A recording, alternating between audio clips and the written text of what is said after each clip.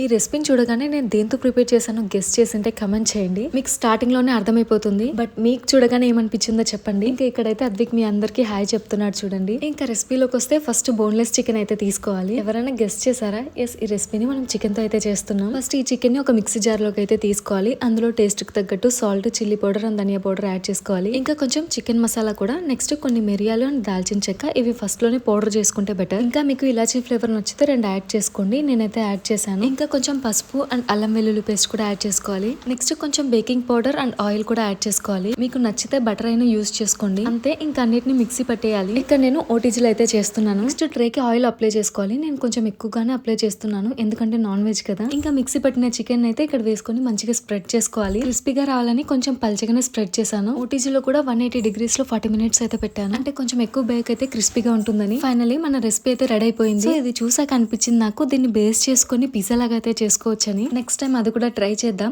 So ఇంకా taste విషయానికి వస్తే బాగుంది, ట్రై చేయొచ్చు. సో ఇలాంటి మరిన్ని వీడియోస్ కోసం మన ఛానల్ అయితే సబ్స్క్రైబ్ చేసుకోండి. Thanks for watching.